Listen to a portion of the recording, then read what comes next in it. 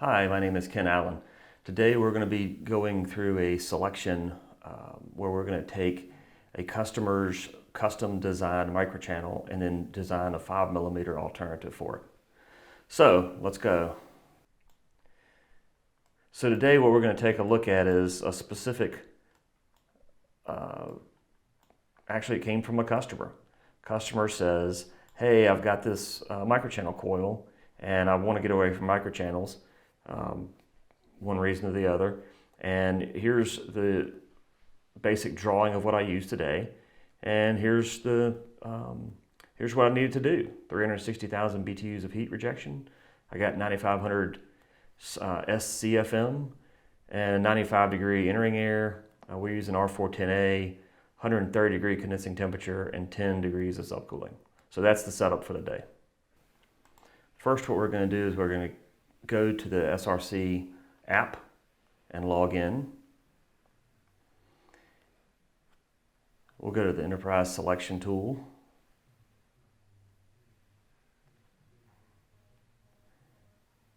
And then we're going to create a new project.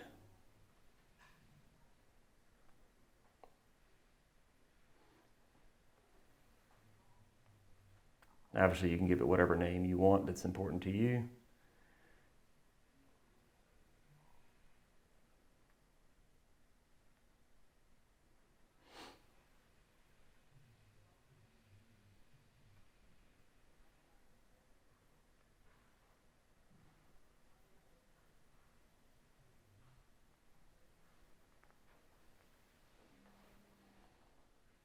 And then we'll select the condenser and hit Add and Configure.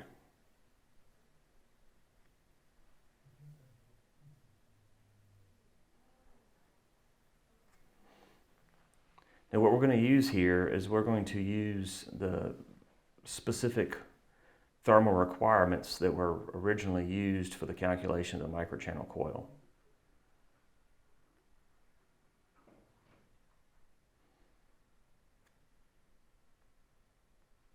So for this particular one, we got 9,500 SCFM, 95F entering air temperature, and a basic requirement of 360,000 BTUs of heat rejection. Refrigerant we're using is R410A, and the condensing temperature of 130. Estimated hot gas temperature is 192, and we're looking for subcooling of 10 degrees. Then we'll go to the selection tab and we'll pick 5mm tube. And we have one die selection designed for that, die 26. Then we'll pick our tube material, copper, and we have one typical wall thickness for this tube diameter. We're going to go with aluminum fins, 0055 in thickness. And I'm going to start with raised lance because this is, we're going to need to be pretty aggressive here.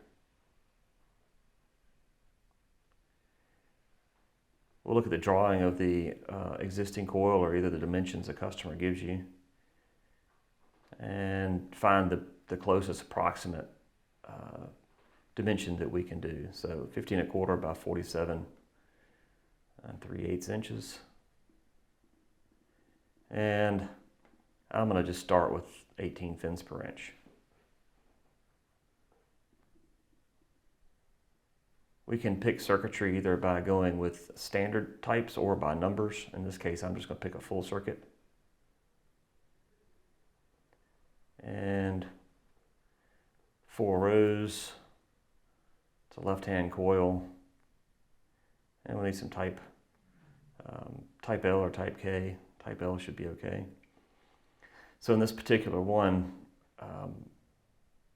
the selection tool says we need at least 5.4 rows to get this one done. You can see the pressure drop, so that's within reason. And we selected 4 rows. So let's go to 5 rows, and we can see that now our capacity has gone up to 346,000 BTUs. So let's add some fins to that.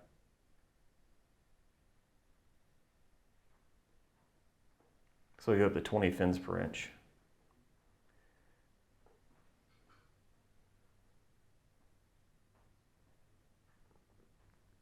And I'm just looking at the circuitry right now. Maybe we can change the circuitry a little bit and just check our refrigerant pressure drop. Right now it's at 9, almost 10 psi. The other thing I'm trying to do here is make sure we have same end connections. So we don't want opposite end connections on this coil, so we have to have an even number of passes. So I'm just calculating the number of tubes in the face and then the number of rows and dividing by an even pass, like 4 or 6 passes. So 83 circuits gives us a reasonable pressure drop and same end connections. And we go up to 21 fins per inch, and we get the heat rejection required. And we're going to make the header sizes match what the customer currently has.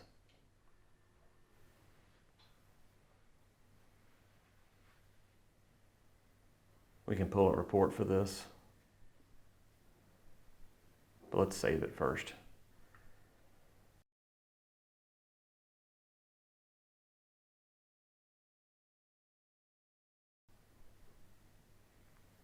And here's the report of the capacity of the new selection.